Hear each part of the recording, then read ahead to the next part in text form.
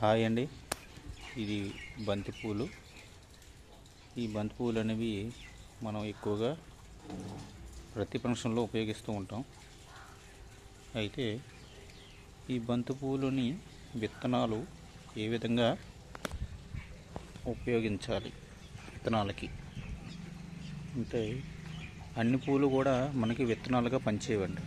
కొన్ని పూలు విత్తనాలుగా పనిచేస్తే అవి ఫస్ట్ ఏంటంటే ఈ పువ్వులన్నిటిలో ఒక పువ్వుని తీసుకుందాం. పువ్వుని తీసుకొని అలా తీస్తే ఇవి చూడండి, ఈ విధంగా బ్లాక్ కలర్లో రావాలి. కింద సైడ్ చూడండి, కింద సైడ్ ఇవి బ్లాక్ కలర్లో ఉంటే మనకి విత్తనాలుగా ఉపయోగపడతాయి. ఇవి మొత్తం అన్ని పూలు కూడా అలా రావండి.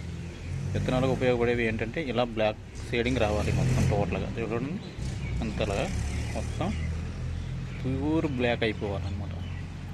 అంటే మనకి ఇప్పుడు ఎలా అంటే పువ్వు అనేది ఈ విధంగా అయిపోవాలి, ఎండిపోవాలి.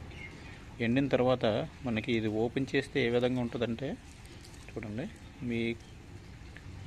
ఇదిగో ఈ విధంగా మనకి బ్లాక్ కలర్లో రావాలి. ఇవి విత్తనాలు మనకి, ఇవి ఎక్కడ వేసినా మనకు వచ్చేస్తాయి ఈ బ్లాక్ కలర్లో ఉన్నవి.